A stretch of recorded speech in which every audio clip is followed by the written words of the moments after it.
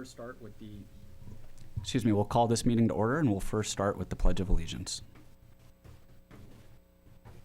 Your right hand over your heart. Ready, begin. I pledge allegiance to the flag of the United States of America and to the republic for which it stands, one nation under God, indivisible, with liberty and justice for all. All right, thank you. Welcome to the October 22nd, 2025 regular meeting of the Traffic and Transportation Advisory Commission. Ms. Vasquez, can you please call the roll?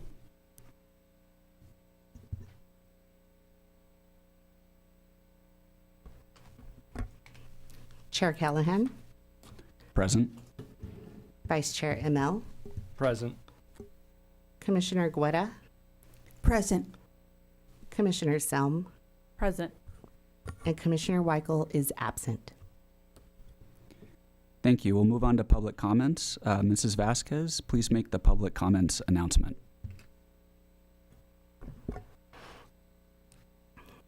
This is the time and place for public comments. Registration for public comments is available for those wishing to address the Traffic Commission regarding items on the agenda or on a subject within the city's jurisdiction. Speakers for specific agenda items shall be called and heard during that specific item. All remarks should be addressed to the Traffic Commission as a whole. Speakers are requested to state their name and community of residence for the record.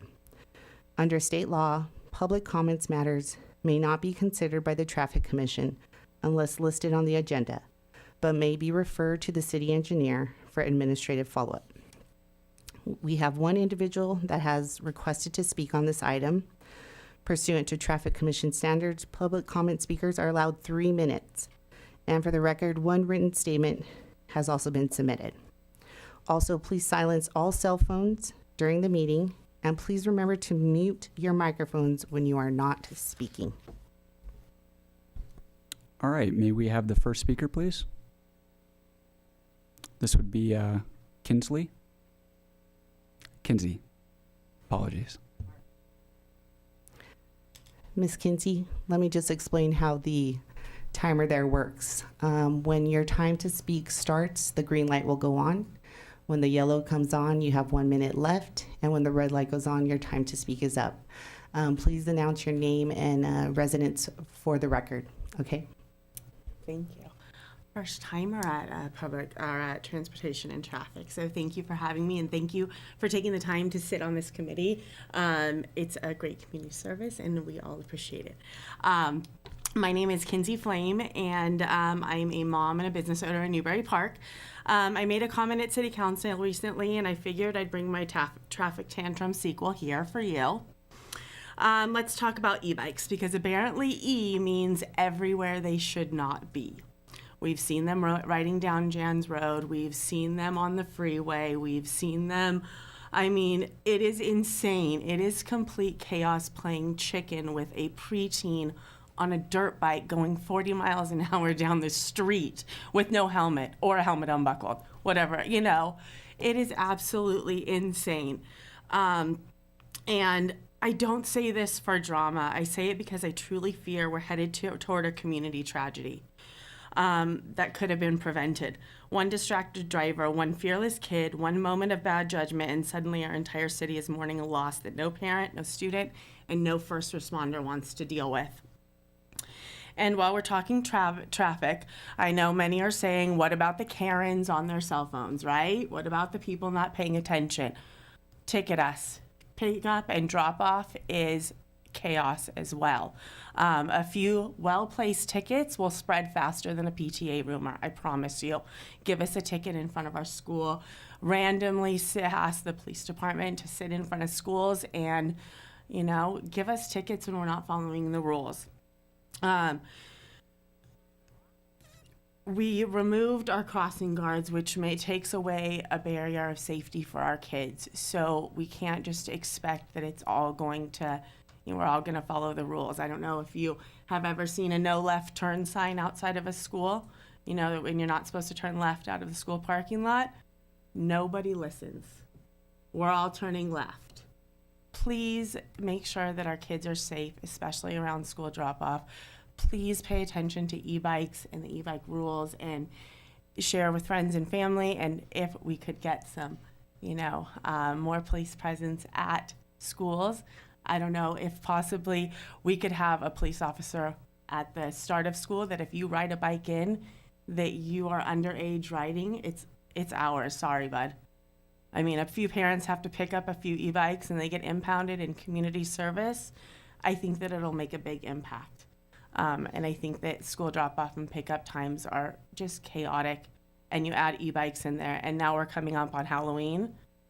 Halloween is going to be a fun time when we've got 500 kids on e-bikes going 40 miles an hour that know that the police can't chase them, because if they do and they get in an accident, the police were chasing them and they got in an accident.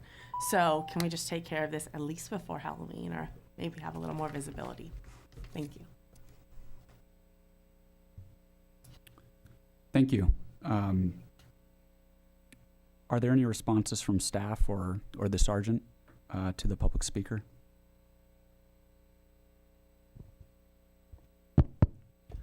We've been taking e-bike violations quite seriously for many months. It's a matter of being in the right place at the right time. The problem with the e-bikes is there's 3 different classes of electric bicycles plus the electric motorcycles, and they do not fall under the same laws. For instance, a class 1 or 2 would be the same as your child riding a pedal bicycle. They have to have a helmet on, they have to follow the rules of the road, but by the very nature of having an electric motor on it does not make them illegal off the bat.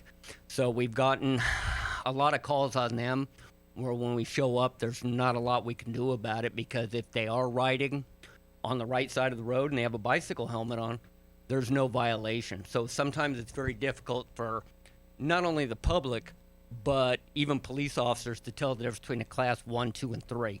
A class 3, you do have to be 16. There's other requirements. The main problem we've been having is that you can hack these electric bicycles to go faster than the law. As a police officer riding by, unless I get them on speed alone, it's impossible for me to tell if that bike has been hacked. The electric motorcycles are a lot easier to spot from a distance.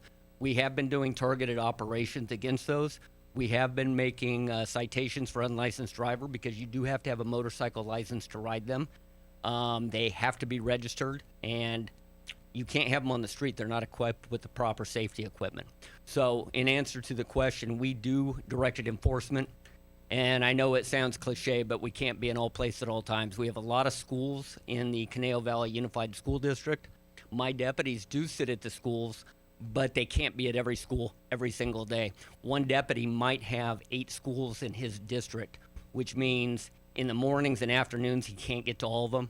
And that's beyond calls for service, too. If we have accidents or something, they're responding to at that time. So I do feel your pain. We get out there as much as we can, and we do write citations in front of the schools, because we are concerned about the safety of not only the children, but the motoring public in general.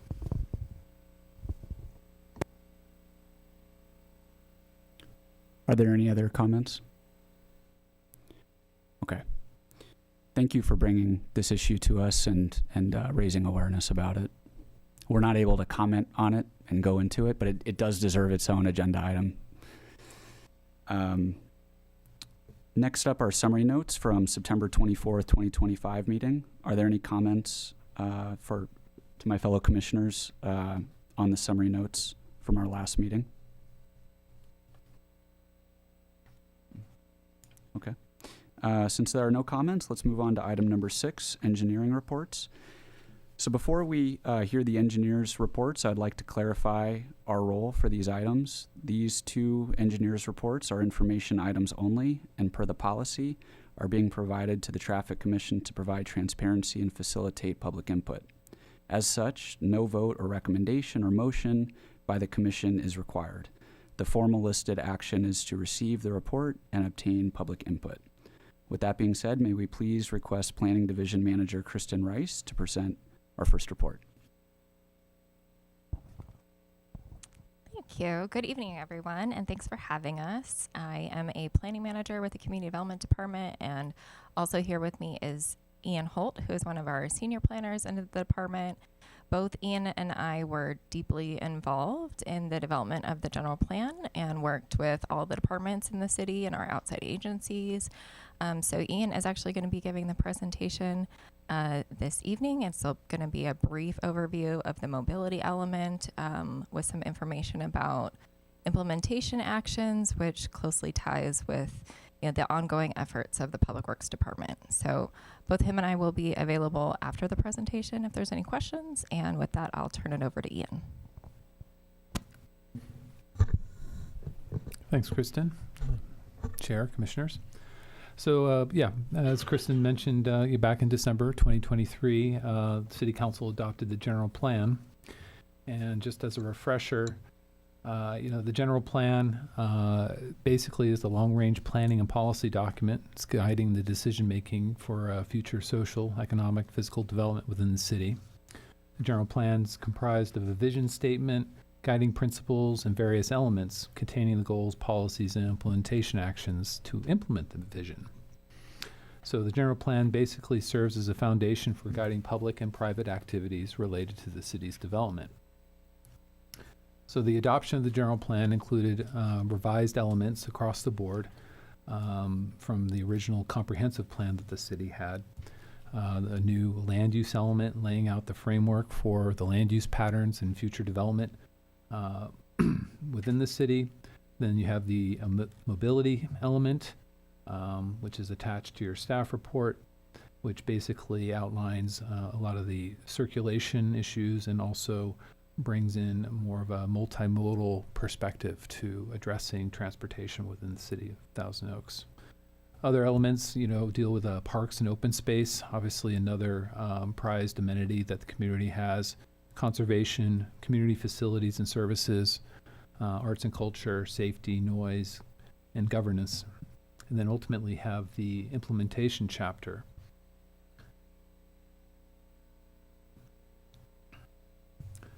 So just quickly, the mobility element, it describes the transportation system in the city and provides goals and policies to continue to improve access and connectivity for residents, businesses, and visitors. Through this, the mobility element, the city endeavors to create and maintain a multimodal transportation system that is safe for travelers of all ages and abilities regardless of mode. The transportation system should be safe, equitable, affordable, efficient, and accessible to all people in Thousand Oaks while improving outcomes for community health and providing flexibility to accommodate future growth. It covers all modes of travel, including vehicle, bicycle, pedestrian, and transit travel. So the topics in terms of what's covered, there are the statutory requirements in terms of, what government code requires in the mobility element, the implementation plans. It covers the transportation system in terms of the road classifications system, as well as the pedestrian and bicycle networks, the transit network, and it identifies key issues and opportunities, and then sets forth the goals and policies that ultimately would lead to the various implementation measures that we're about to get into.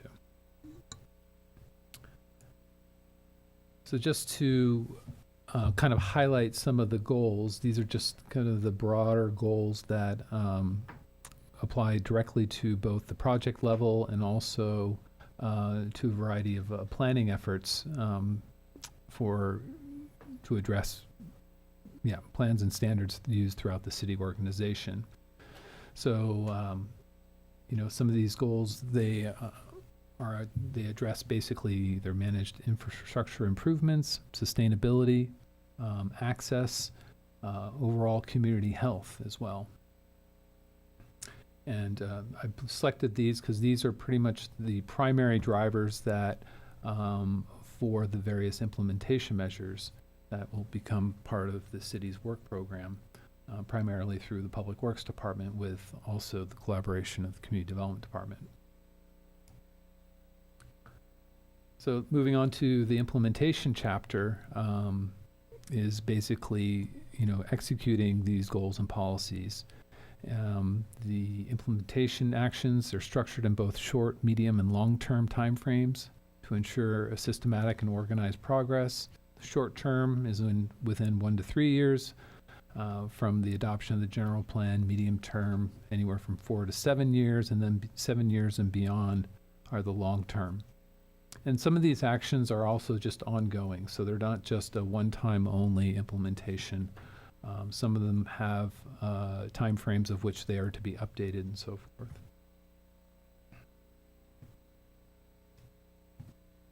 But each implementation action includes a detailed description, the goals it addresses, the time frame for completion, the city departments involved, and not every goal or policy will have a specific implementation action, but may require ongoing efforts, as I previously mentioned. Excuse me. So here I'm just wanting to highlight some of the actions that we have. There's the local road safety plan. The city already has one of those. However, that is something to have a regular update every 5 years. That's a medium term action. Something new is the Vision Zero policy and action plan. So that's something for the medium term. It's dealing with proactive measures to address safety and risk, establish a high injury network, and to target future bicycle and pedestrian investments. Next, we have complete street guidelines. So this is kind of a collaborative effort that will happen between Public Works and Community Development, coming up with street standards that both not only accommodate vehicular travel, but pedestrian, bicycle, and other kind of multimodal design features, all within the public realm of the right-of-way. Then we have mobility policy and programs. And then we have the active transportation plan. Obviously, that's something that's already in place. Precedes the general plan.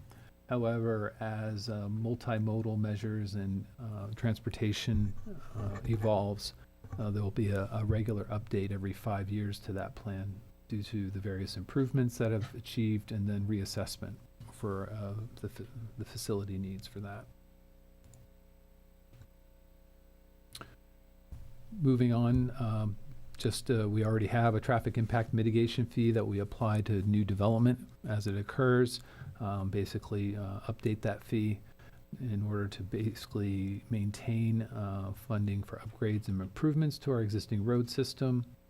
And then the next item is VMT, that's vehicle miles traveled. That's the new metric that the California Environmental Quality Act requires projects to be evaluated under.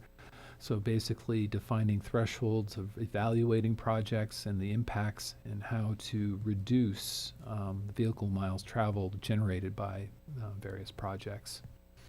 Then you have local transportation analysis guidelines, and micro-mobility support, and that's primarily for bicycle and other kind of smaller infrastructure established in the city for those things. And then you have the ADA transition plan, which is something that the city does have, but it would be updated as needed when dealing with, or as the city implements the biennial paving program.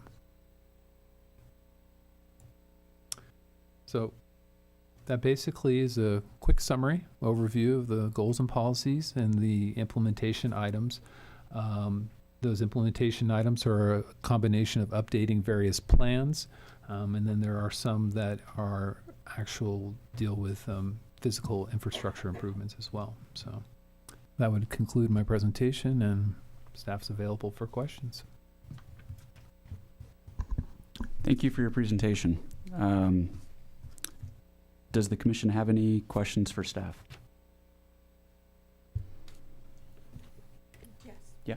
Commissioner Guerrero? So the first point is, and I'm just to clarify, under the implementation plan, you have MA1 Local Road Safety Plan. It says create a funding strategy to implement infrastructure improvements as well as non-engineering programmatic and safety project recommendations. Does that mean that there's no funding source right now for these improvements?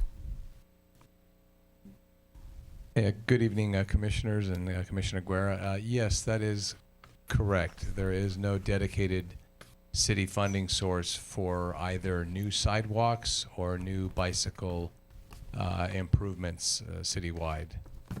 Those have typically been leveraged from the recommendations of the LRSP or the ATP, and that has allowed us to compete for grant funding, state and federal grant funding for those projects in order to be able to realize those. And examples of those are the Willow Lane Caneo School Road project, the Westlake Boulevard sidewalks, the Rancho Road project, and several others that have been completed.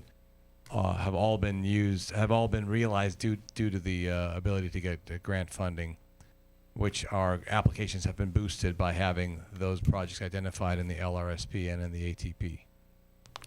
So then when would we know if there's any funding available for any of this? Or are you in the process of creating that funding? No, there is no, that funding source, so the way it happens is we don't consider any restriction on funding when we're doing those studies. Those studies Okay. reveal what projects should be done, and they're ranked and prioritized in some fashion, and then we go and pursue the grant funding for Okay. each project depending on, there's different times of the year. There's a highway safety improvement program grant, there's an active transportation grant, there's safe streets grants floating around, and they have different annual calls for projects basically, and we go and we compete for those. We recently just got another one for the Olson 23 interchange to put improved bike lanes through there, which doesn't currently exist. So, and a large one we have right now is being used for the final design and hopefully starting construction in about a year for the Lynn Road bike lanes. So we're continuously pushing forward on utilizing grant funding for pedestrian and bicycle improvements. Just completed about a year ago also was the Rancho Conejo Biotech sidewalk project, which also had about more than 50% of the funding was grant funded. So we often wind up having to leverage local funding to do the match. A lot of these funds require 20% or 30% local money, so you can't just use the grant entirely. And so once we have the grant secured, then we go to City Council and we say, hey, we've got this grant, but we need a few $100,000 of city funds to match it, and then that's how we obtain the local funding to match. But it comes Okay. from general fund. There is no separate funding source for those. So I know that in this first category, you have improved safe access for vehicles, pedestrians, and bicyclists. When the general plan was made, I don't believe that electric bicycles were as popular as they are now. So I'm wondering if that could be addressed as well when you're doing this implementation, or would that fall into that category? Yes. Which category were you referring to? So the very first one that you have, MA1, Yeah. The local road safety plan. yeah. Yes.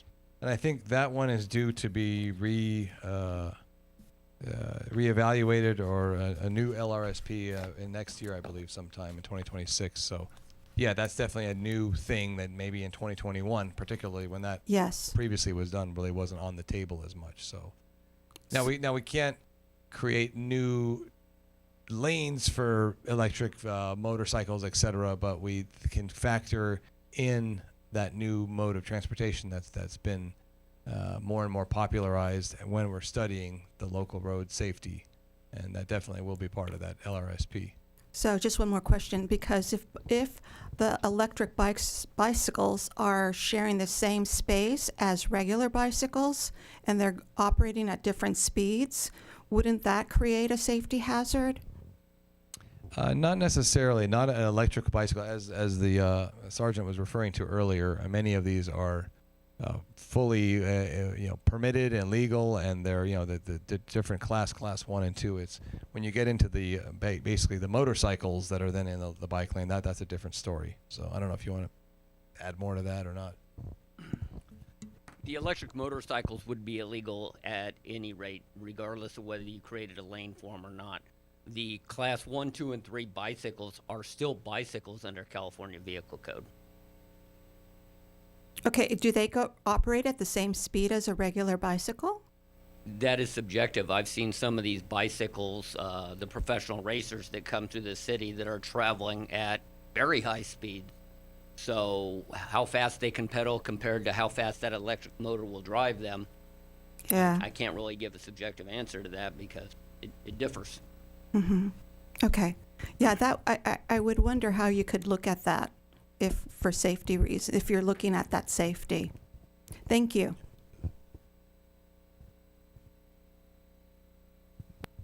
Thank you.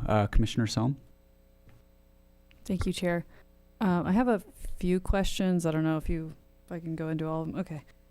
The first one is related to what Commissioner Guerra was just talking about, which is the local road safety plan. I'm glad to hear that it's going to be updated next year. I think another thing that's kind of new since it was developed last time has been the loss of crossing guards.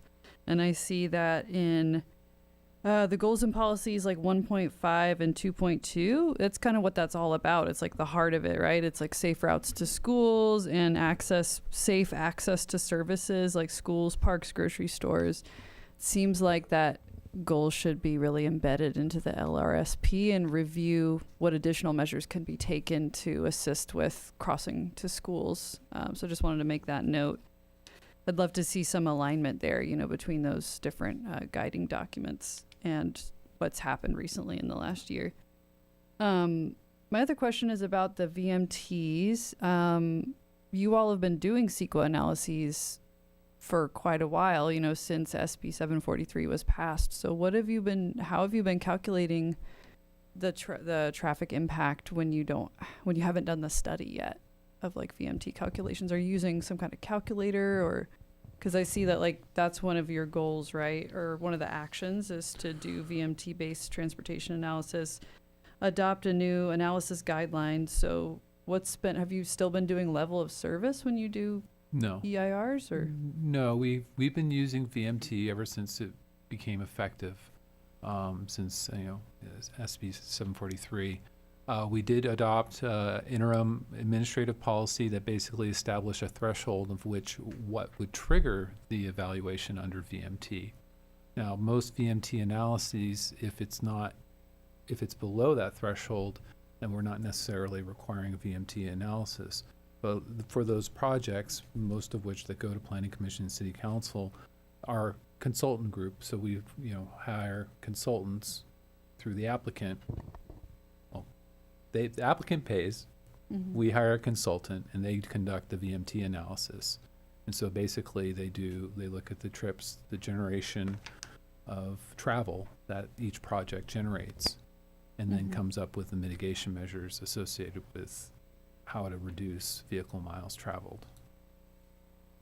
Thank you, Mr. Holt. So just to clarify, does that mean that Action MA7 is about developing a policy that city staff can use versus a consultant's own? Correct. Okay. It is more of an update of the existing policy. I mean, we got something on board to implement it, but this is more of a robust analysis of which we would have to seek, consultant services to kind of help establish what would be that threshold, and then what would be a metric that staff could use to implement various mitigation measures. Now, the general plan EIR is a programmatic document. We had a statement of overriding consideration for VMT impacts. So there are policy guidance within that EIR to basically inform us on where we should be looking at to reduce vehicle miles traveled. So that will be a tool that a consultant would use to help generate our local guidelines. And possibly part of that is a calculator, for staff to use. But not every project's the same. So sometimes we may have to default to consultant services regardless. Are those guidelines that would be coming to the Traffic Commission to look at?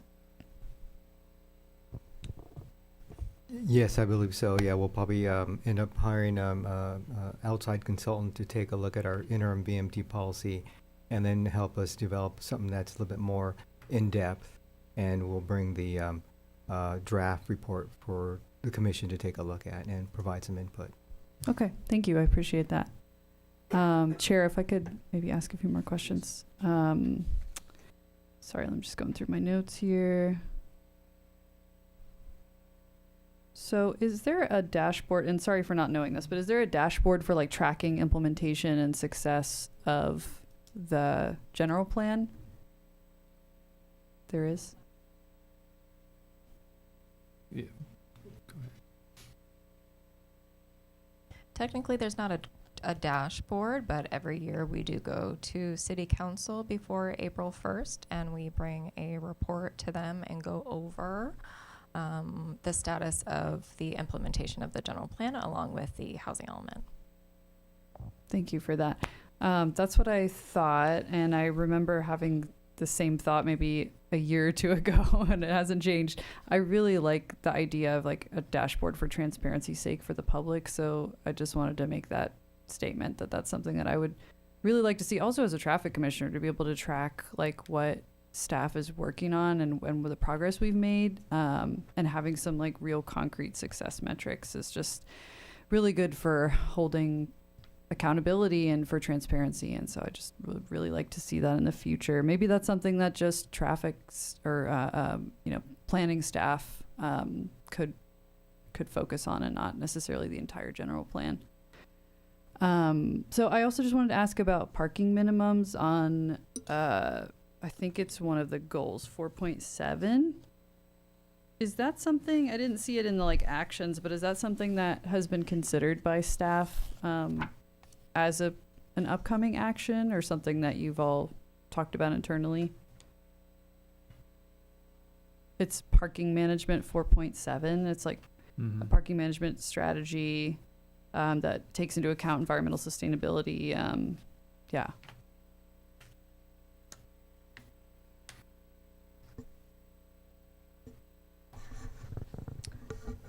Well, there hasn't been something at quite yet in terms of that. I mean, this is a policy to kind of look at parking management strategies, and I think that coincides with projects such as like the downtown project, where possibly parking districts are established, and then you can you really kind of bring forward a shared parking model that hasn't quite come to fruition yet in terms of the implementation of individual projects. But there are we're in the process of updating the zoning code, but that is not a full analysis of parking minimums just across the board. Generally, when you deal with parking minimums, it's accompanied by those other kind of parking management strategies, across multiple properties or an entire district. So I know those are conversations that are being had right now with the downtown project here at the Civic Center and the surrounding property, but so this goal is for like a comprehensive parking management strategy, which would insinuate that it's not just plan based, it's like comprehensive for the whole city, for not just for like local plans, or like the downtown master plan. So is that something like, how do you decide which one of these goals becomes an action, or like which one you're prioritizing? Because that sounds like something I'd love to see in the city, and I'm just curious, like if that what's the process to like get those things to rise to the top? Well, I mean, in terms of what rises to the top is specifically the actions in the implementation chapter. So I mean, we don't have a separate item that prioritizes a separate comprehensive parking management strategy, but it is something that, as we are developing plans for specific plan areas or other larger areas, is to be evaluated. I think it's ultimately, something for, the council to give staff direction that this is something that they want us to pursue. Okay, thank you for that. Thank you, Chair. I'm done with my questions. Thanks. Vice Chair Immel. Thank you, Chair. Thank you for the report. Very well done. I remember the level of service metric, but the VMT method, it states that it measures the total distance traveled by vehicles driving to, from, and within the city attributed to a proposed project. But how do you actually measure that? How do you actually measure the distance that a vehicle is traveling to or from any given point? Well, you generally, I don't know, that's why we really rely on consultants, but for the most part, to be frank, but I mean, really, you're modeling, you're looking at the type of development it is, is it a mixed-use project? So if it's a mixed-use project where you have residents and there's some commercial uses, inherently there are some miles reduced because you were assuming that the residents, will be using the services on site or within the vicinity. So there's factors like that. But then also it depends on, the workforce, what kind of workforce they have. I think there's certain metrics that they use that will generate, and then where they're coming from. And so there's a lot of assumptions. But in doing so, there's also, most consultants rely heavily on the Ventura County VCTC Transportation Commission's model for the entire region.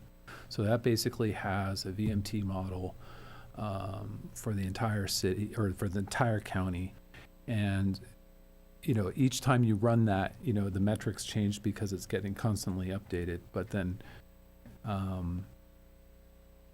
so basically that's the tool that they use to kind of generate the amount of miles. Okay, so it sounds like there's there's certain assumptions that are kind of built into that metric, Mhm. just based on, like you said, what kind of development or project are you looking at specifically? Yeah. I suppose at some point the commission will come to learn more about that metric, because we have had, and I can't remember specifically what the issue was. I think it was signalization of an intersection, like installing, creating a controlled intersection. We were looking at the level of service of that intersection, and we were looking at congestion-based data for that. And so I understand that the one's congestion-based, like how much delay are you gonna, suffer through at an intersection relative to, this new method, which is really just distance-based. Yeah, and the whole premise behind it, I mean, it is a metric primarily established by like SCAG, Southern California Association of Governments, and basically to meet air quality goals. So how do we reduce the amount of time people are in cars, and assuming that they're not all electric, but they're actually generating, pollution. So it's a metric to help mitigate the impact of vehicle pollution. Got it. Primarily. Yeah, okay. I think I have one other question. I was looking at the the roadway classifications map, and admittedly, my eyes aren't what they used to be. So I'm looking at this map and looking at colors and patterns, and I see that there is a legend for future secondary / minor arterial roads and future collector roads and future local roads, but I don't see any of that on this map, right? Yeah, I guess it is very hard graphic to look at, and ultimately it is something that we would integrate into the city's GIS, the Geographic Information System mapping. I mean, there is one section here, but it's hard to see. It would be the extension of Wilbur between Thousand Oaks Boulevard and Hillcrest, but you have to break out a magnifying glass to actually see it. But for the most part, the road system there is as it is today. Where was that segment? It was Wilbur. Oh, yeah, that's true. Yeah.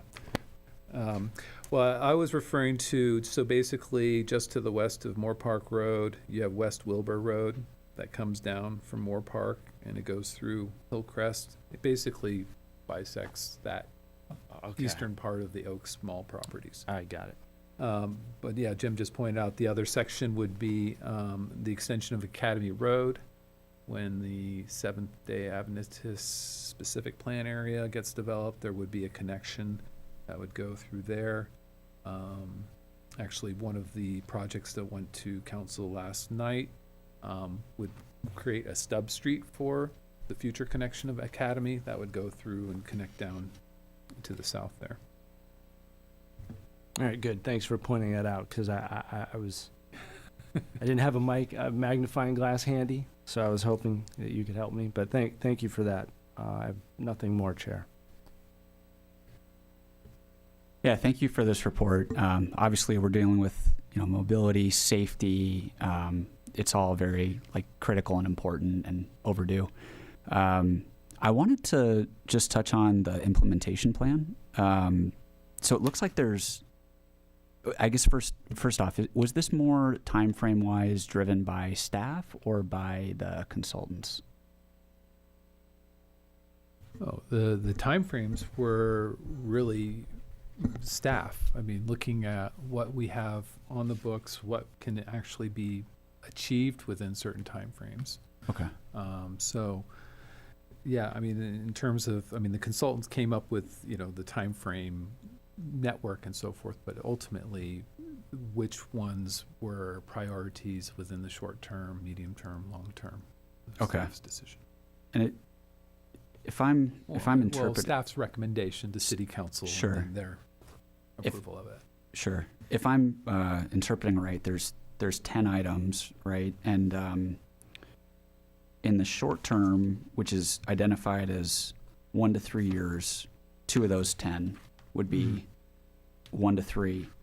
Long term, I'll jump to long term next. One in that category, which is 7+ years. But then medium 4 to 7, that's where 7 of them are living. Does that mean that they'll finish in year 4 to 7, or they won't start until year 4 to 7 and take place during that time frame? Well, I would believe that the goal is to get them finished within that time frame, but I think as long as they are, substantially started and so forth. Okay. I guess what I would ask is maybe for a little bit more detail around that. And I think maybe this is a good opportunity for a Gantt chart so that we can kind of see, because there's a lot of ambiguity in this, really 7+ years. What does that mean? Are we talking about 50 years from now? Are we talking about 8 years from now? Just, I think having also some of these year 4 through 7, I'd love to have a feel for, and I know some of this is contingent on, right?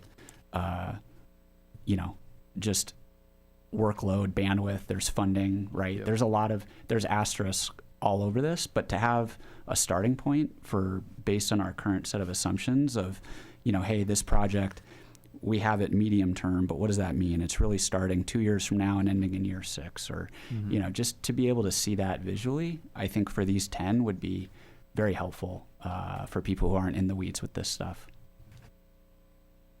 Okay. Any other questions for staff? Yeah, Commissioner Guerra. So going on Commissioner Selm's point about priorities, I noticed that you have the ADA transition plan as number 10. Does that mean that it's 10 in priority, or does that mean that it's just the number 10 under the implementation?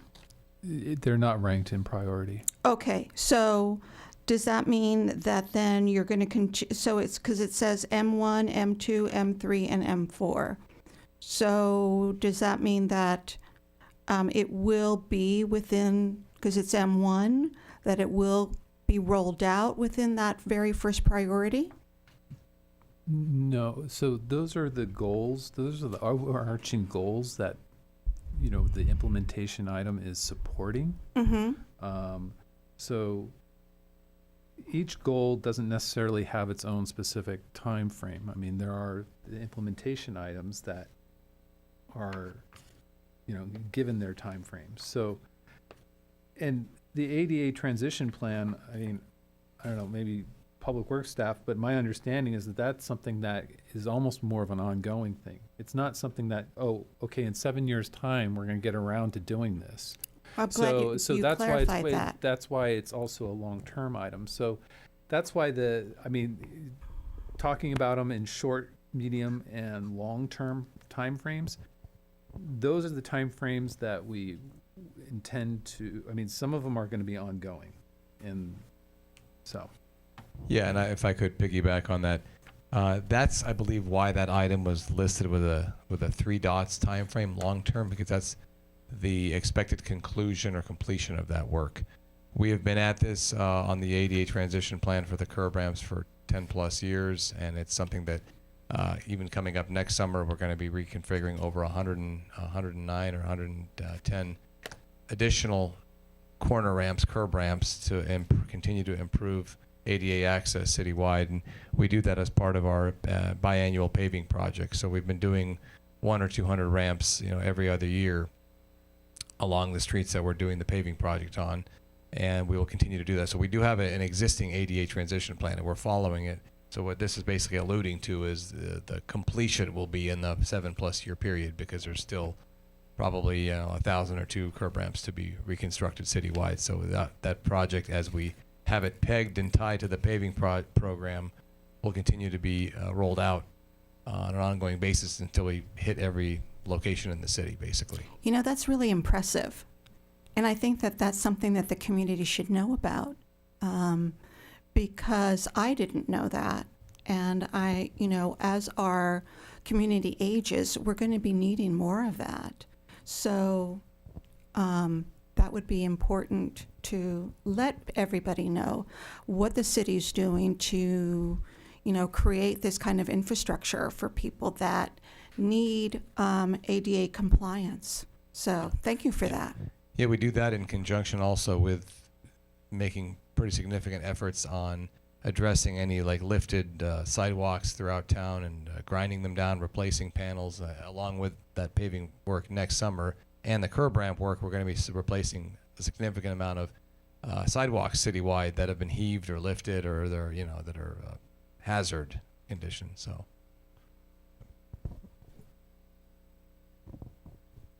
Any more questions? No, for staff. Okay. Mrs. Vasquez, do we have any speakers for this item? Chair, for this item, we have no speakers and no written statements received. Okay.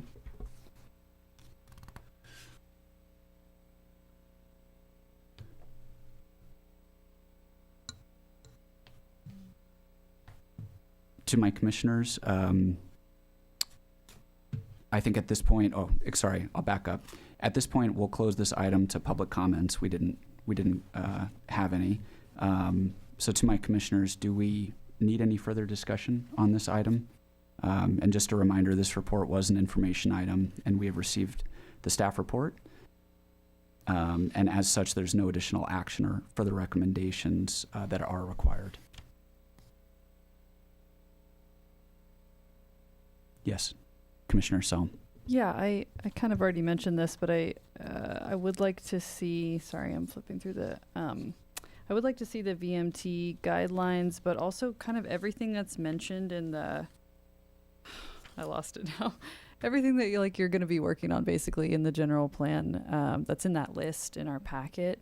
I would love to see like continuing updates on timelines and progress for those, but particularly VMTs. So thank you. I appreciate it. And thanks for the report.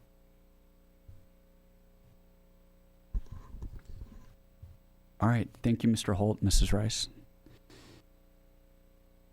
So now moving forward to 6B on our agenda, may we please request Assistant Transit Planner Tyler Nestved to present our second engineer's report, which is another information item.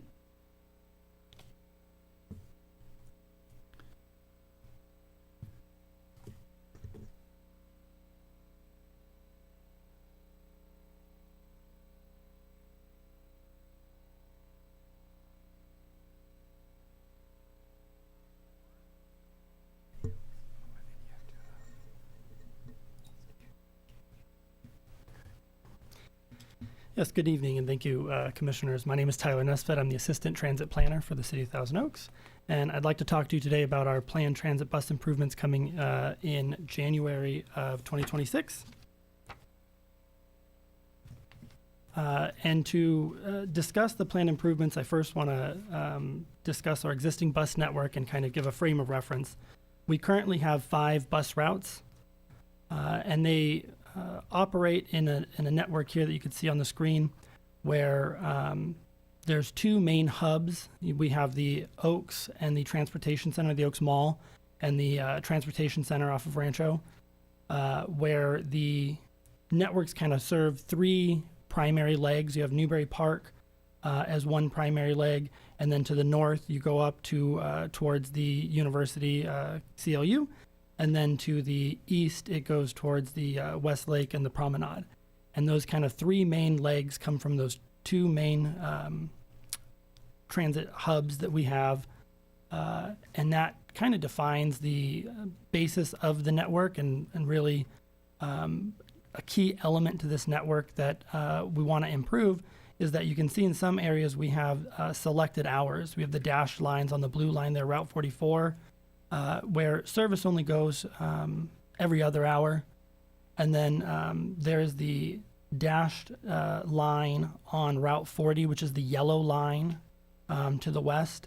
And that area only runs about 6 trips per day, which is a challenge, and is only averaging about 2 trips per day. And so we'll get into the specifics of the changes for each route, but I wanted to introduce this and kind of define the core elements of our existing network. And, you know, one of the important things to know is why do we need to modify the routes? Why do we want to improve it? And, you know, primarily we have our on-time performance, or OTP, which is currently averaging, you know, around 80% on-time performance. And we want to see that improve. We want to see that get to 90%. That reliability of a system is really important to see it succeed. Additionally, the California Air Resource Board, or CARB, mandated that we transition to a zero-emission fleet. And the City of Thousand Oaks has elected to go with battery electric buses for that transition. And battery electric buses have a number of challenges for a bus network, primarily range issues.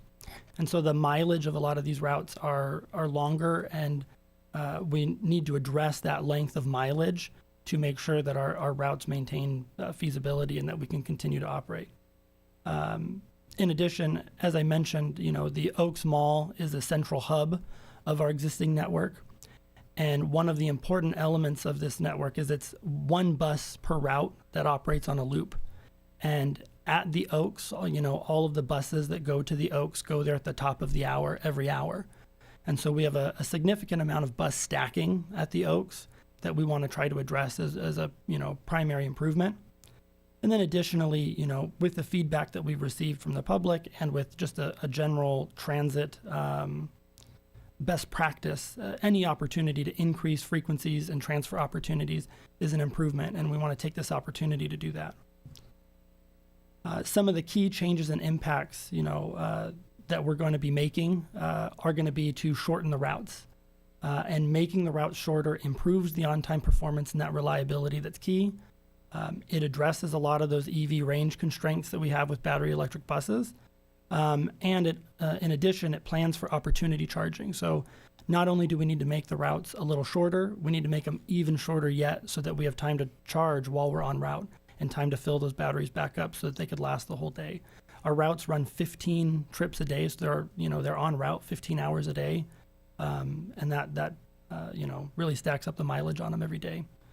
To do some of those changes, we need to add a 6th route. And so we're proposing a 6th route for that, and that helps maintain service and coverage in those areas where routes are reduced. And then in addition, it gives us the opportunity to even expand some service in North Newbury Park. And really as well as expanded frequency on Route 44, which was going towards the Promenade and Westlake. It reduces our trip times and overall, you know, provides a lot of opportunities to increase that customer experience and that ridership, should see improvements from it. So here's a map of our proposed network, and you'll see that it's very, very similar to the existing network. The map's a little stylized differently, but essentially we have two main hubs. We still have the Oaks and the Transportation Center as the main hubs. And instead of having just one route serving Newbury Park, now we have two routes serving Newbury Park area. We have two routes going to the north, which we had before. And then we've addressed the frequency, and we have that the blue route is going to go, Route 44 will go to the Westlake Promenade area every hour. And we'll get more specifically into each route to summarize those changes. So Route 40, this is our existing map for Route 40. Again, you can see on the west the service to Dos Vientos that I mentioned earlier, which only goes on select hours, only 6 hours of the day. This map doesn't do a great job of really putting to scale how far that deviation is. And that route deviation takes a lot of miles and it takes a lot of time. And that's, causes a situation where Route 40, it really has poor on-time performance. It, averages under 80%. And when we have a route that connects, at a central hub, its low on-time performance impacts our other routes. Because if you have to transfer, our driver will call ahead and say, hey, we have a transfer from Route 40 to Route 42, and now 42 has to wait and ends up being late as well. So, this route and the way that it's structured now really has a lot of room for improvement, which is why we're proposing that we eliminate that section to Dos Vientos. As I said, it only averages 2 trips per day. And then in addition to that elimination, after 5 p.m. On the west end, by Newbury Park High School, after 5 p.m., the ridership is really focused around the high school there. We also deviate and skip a big portion of the route to make sure that we're improving that OTP and, making those connections at the Oaks. With Route 41, this is a route that goes to both the Transportation Center and the Oaks, and it goes north to the university. It hits some key destinations like the Transit and Adult Center. It goes to several high schools, and, this route is currently very successful. And so we want to maintain that success. And so the new route really doesn't have any route changes. The route itself stays the same. The only changes that we're making is to the timing of the route so that its layover time is at the Transportation Center instead of the Oaks. That helps kind of reduce the congestion at the Oaks at any one given time, and then helps to plan and prepare for possible opportunity charging at the Transportation Center. Route 42 is, again, very successful route because it's essentially the same route as Route 41. It's just bi-directional. It goes the other direction. It has some slight variations to it. It's not exactly the same, but it's a successful route, and we want to maintain that bi-directional nature. But we want to further improve the bus stacking issues and the opportunities for transfers. So the timing of this route changes very significantly. Instead of starting at the top of the hour at the Oaks, it will start on the opposite end. And then it will be at the Oaks Mall on the 30-minute mark instead of the top of the hour. And so that way, if you're going into this area, now you can make transfers at the Oaks either at the top of the hour or the half hour. However, the challenge with this route is that we want to maintain the connection to schools and the bell schedule. So there is one trip through during the day that it will deviate from that schedule, and it'll do kind of skip big chunks of the route 2 times to catch back up and get back on schedule. But it maintains the goal of reducing that bus stacking, improving the frequencies and the transfers and the opportunities for the rider experience to be significantly better, while making sure, without removing or reducing any service for the schools and the bell schedule timing. Route 43 is probably our most successful on-time and ridership performing route. It goes to both the Oaks and the Transportation Center. And that's why we're making no route changes to this as well, and just changing the timing again to move the layover time to the TOTC instead of at the Oaks. And 44 is a challenging route just because of how far it travels. You know, it goes from the kind of Amgen area and the industrial area, North Newbury Park, all the way to Westlake and the, you know, Promenade area. And because it's so long, it can't do that trip every hour. You know, it deviates and has a different trip every other hour. And so we are proposing to essentially cut that route in half. And we want it to go to the, one other point is it only goes to the transportation center in the existing route, but it does go by the Oaks. And so it drops off on Hillcrest by the Oaks and does its best to connect to the Oaks.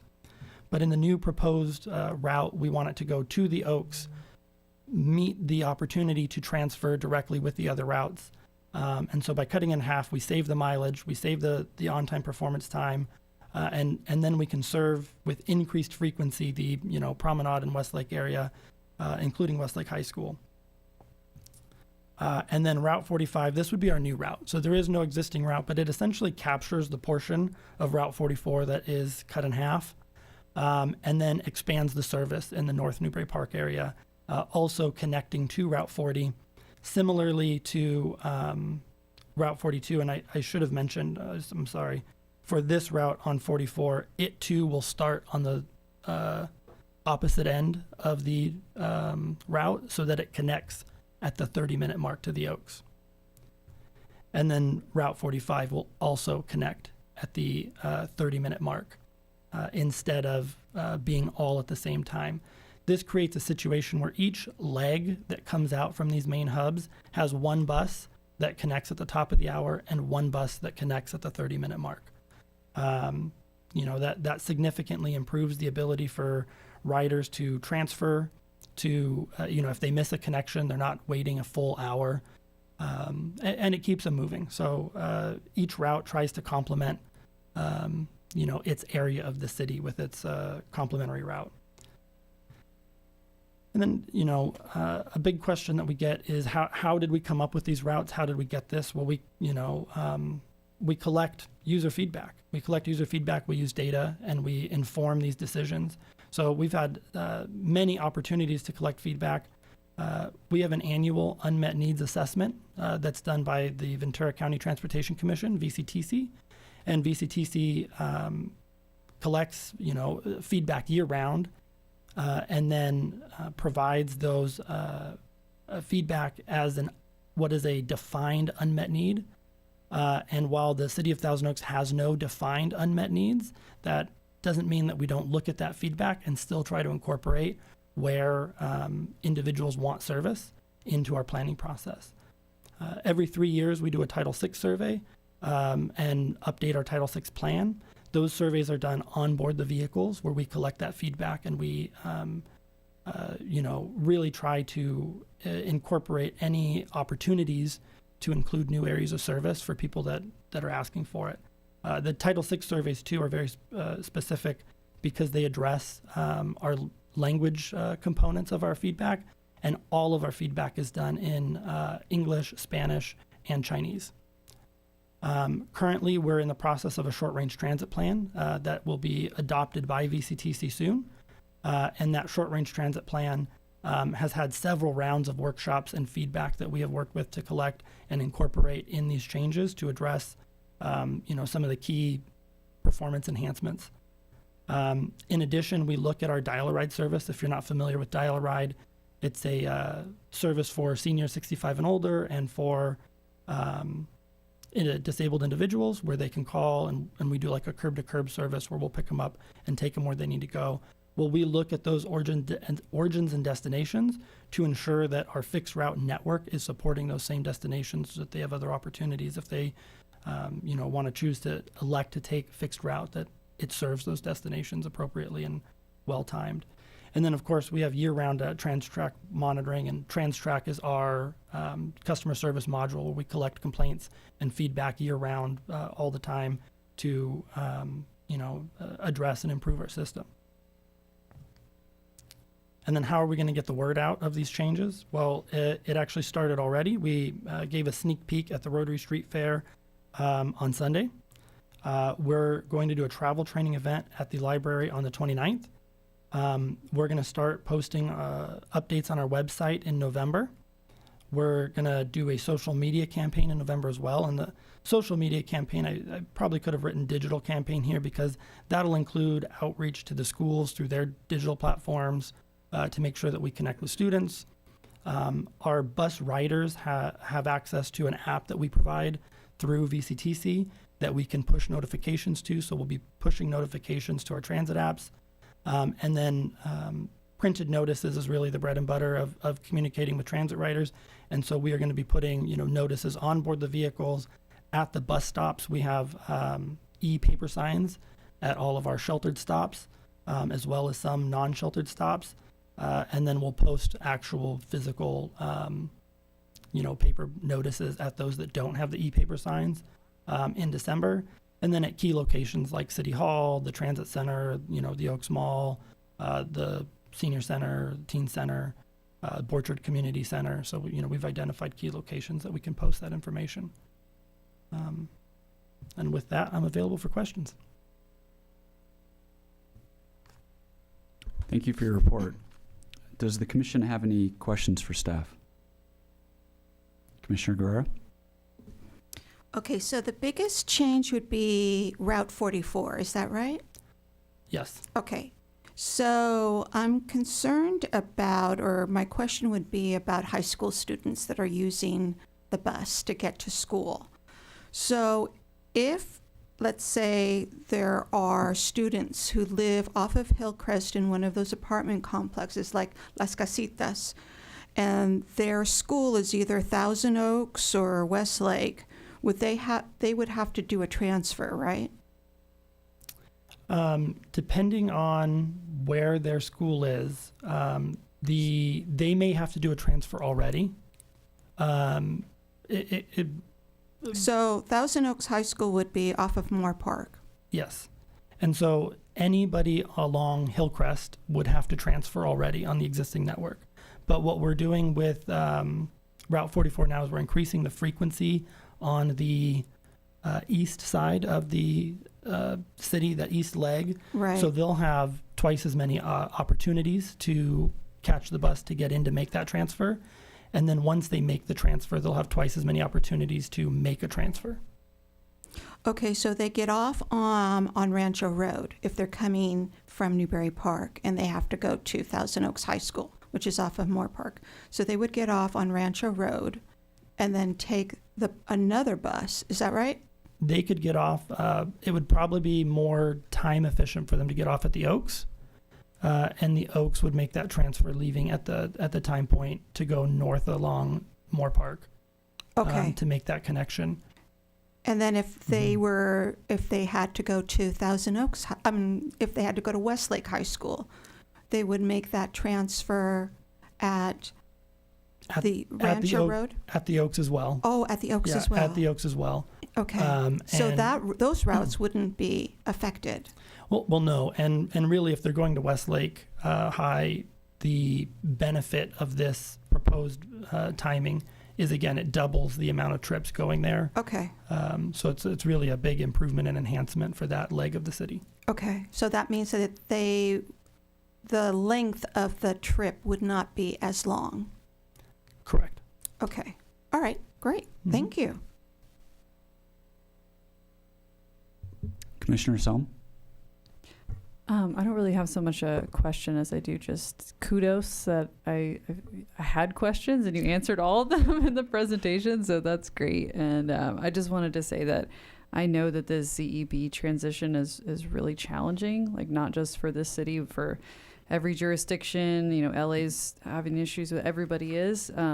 And so finding creative ways to not only like increase frequency and rethink like how we're doing transit here and accommodate ZEV transition is just really commendable. And I just want to thank you so much for just such a great report and really thinking through this. I have a minor, like tiny question, and I think I already know the answer to it, but it says Dos Vientos averages 2 daily rides. Does that mean like riders, like 2 separate people? Yeah, 2 separate passengers Okay. on average. So, very, very few compared to our other stops, and low demand.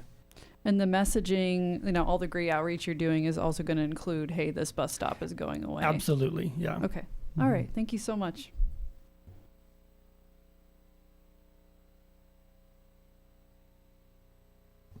Vice Chair Immel?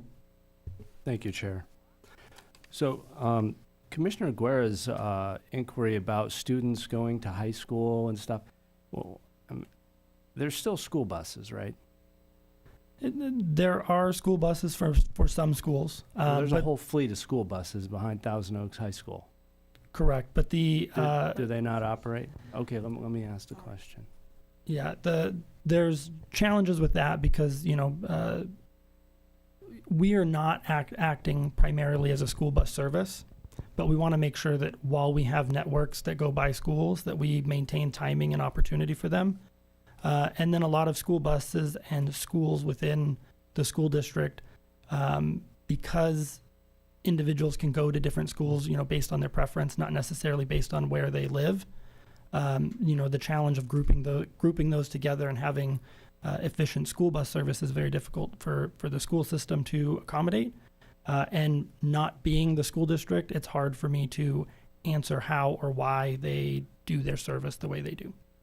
Okay, because I mean, look, I'm an old man now, but I mean, when I was in high school in the mid-90s, I lived on Hillcrest and went to Westlake High School, and it wasn't the transportation center then. It was a big empty dirt lot north of the 101 freeway on Rancho Road, where I would walk to get the bus, and then the bus would take me to school.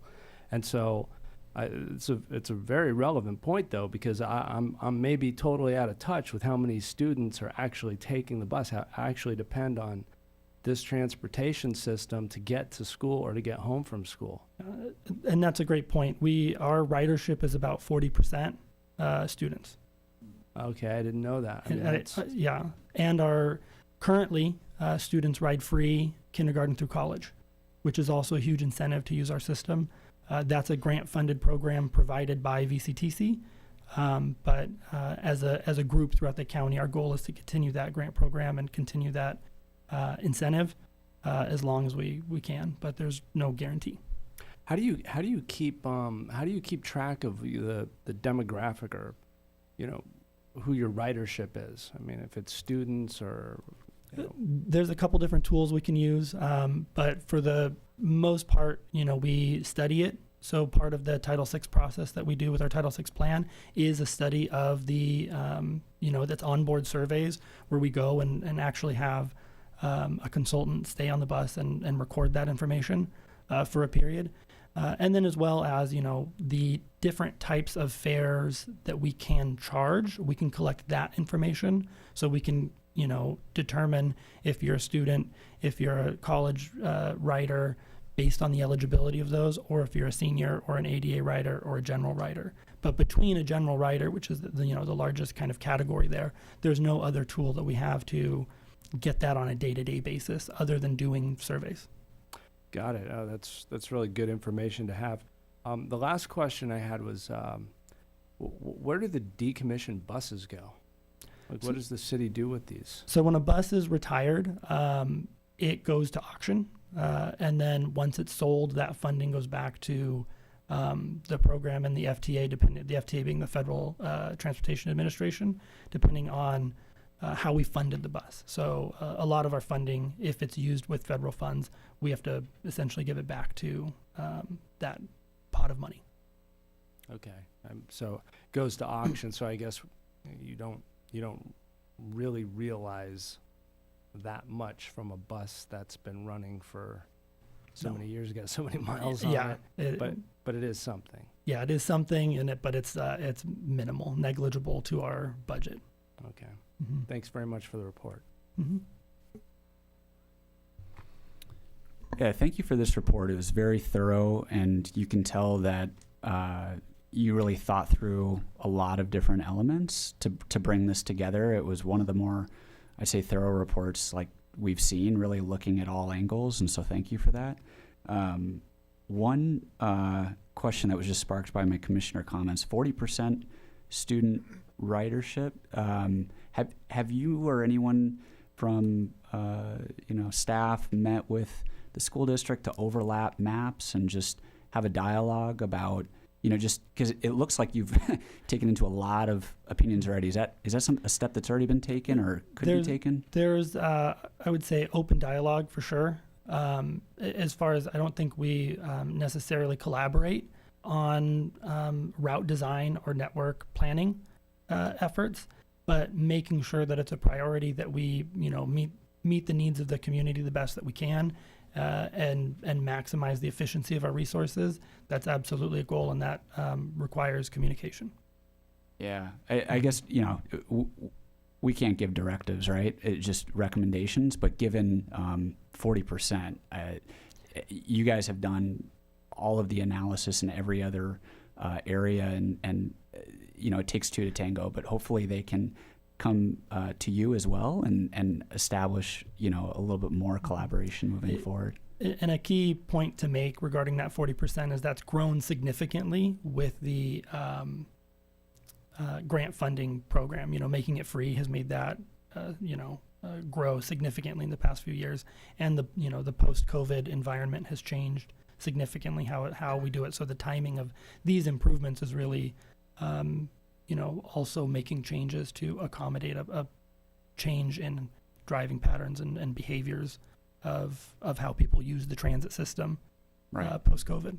Right. And I'm sure you'll just see more of an increase too as you get, your OTP score higher. It's just that reliability, that confidence, and the crossing guards, all of it. It's going to compound probably, and you'll have more riders. Okay.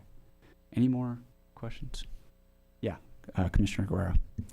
So just a suggestion, I know that you're doing the training or the presentation at the Thousand Oaks Library, the Grant Brimhall. My suggestion would be to also add the Newbury Park Library, since ridership, my guess, would be higher in that area.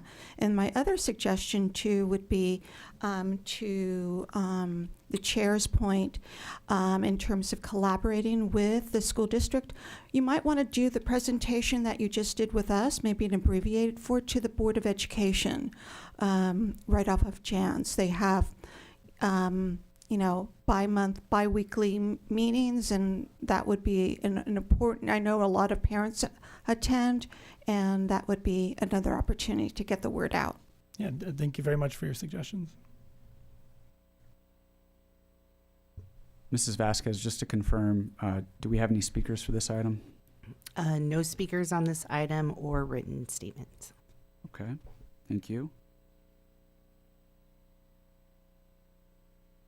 All right, at this point, I will close this item to public comments and open it up for discussion among the commissioners. Do we need any further discussion on this item? Okay. And just to repeat, this report was an information item to hear public input and provide feedback, which we have done.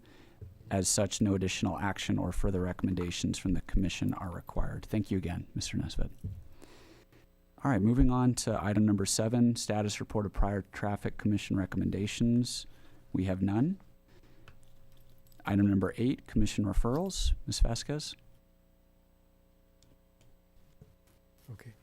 Yeah, this one is basically, there's 2 items here that were asked, so a couple questions at the last meeting as far as like the status of the proposals for the city's crossing guard program. And for that, we have received about 6 proposals from 6 firms who are interested in taking that over. And we're reviewing the proposals right now. And at the November 4th City Council meeting, we will be recommending one of the proposers and then have the council consider awarding a contract to that firm. And then the second item was a question about whether or how the cost savings will be used towards the crossing guard program in the future.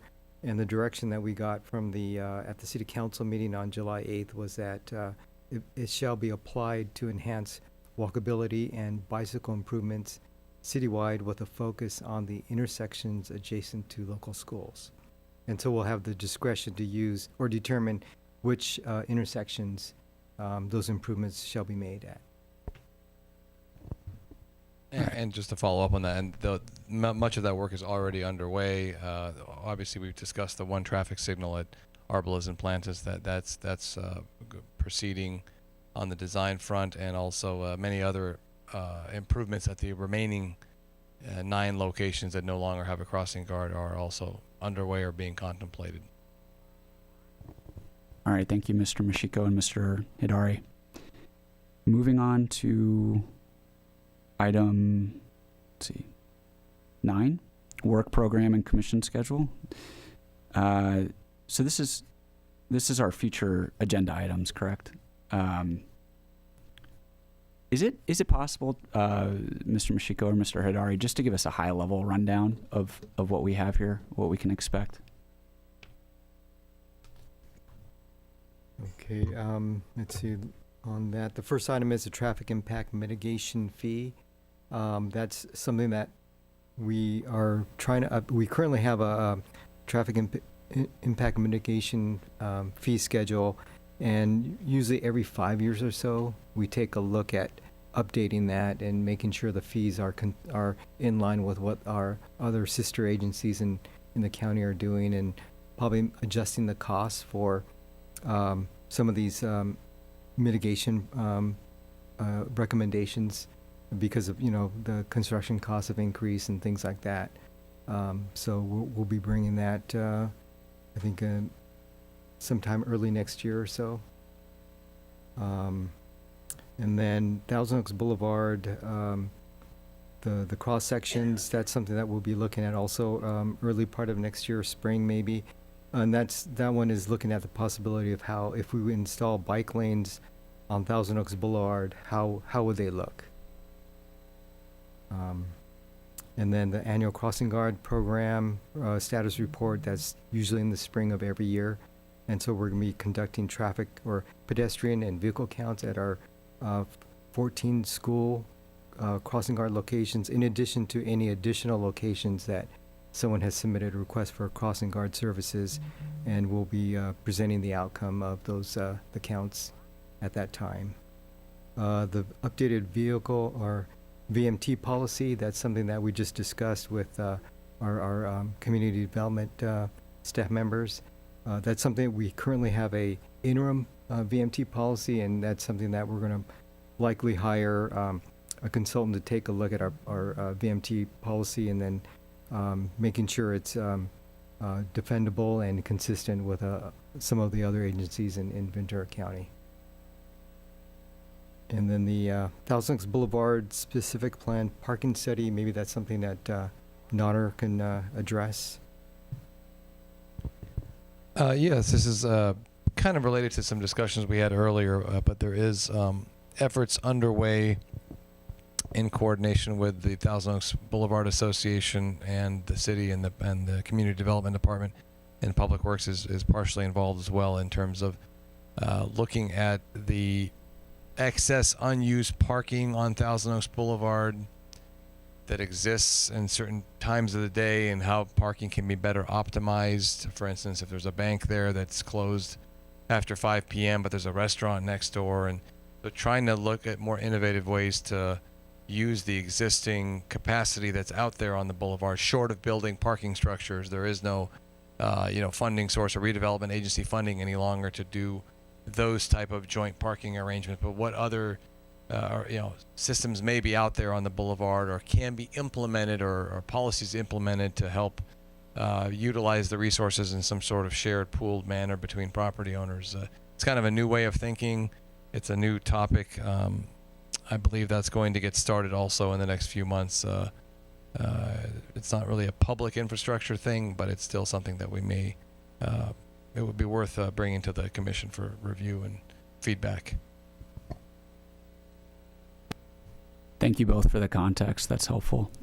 Did we have any other questions on the future agenda items? No. Oh yeah, Commissioner Guerrero. On the annual crossing guard status report, is that going to come to us after you present it to City Council? No, last year was a little bit unique, and the city council, I think, requested that item to come to them because they knew it was the second year of the policy and there were potential reductions being made. But in general, the normal way that the policy is structured is that the report comes to the Traffic Commission first.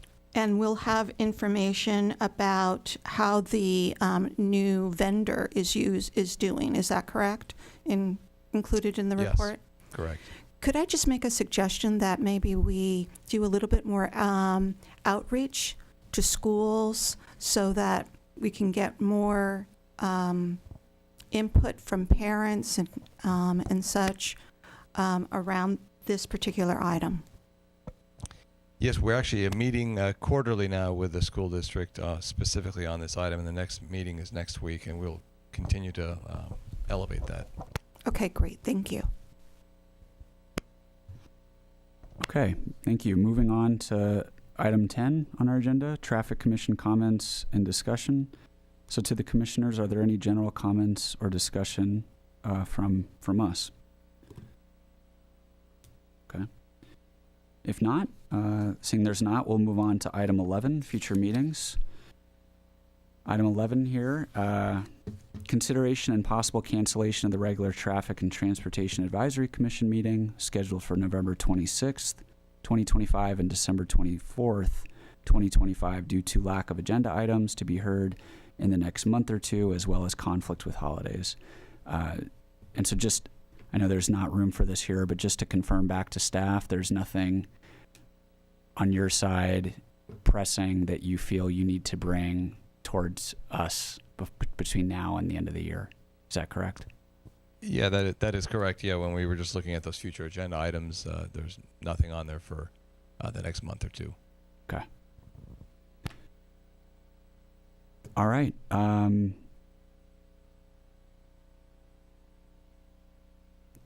Ms. Vasquez, is there a vote required on the, thank you for that, Vice Chair Immel?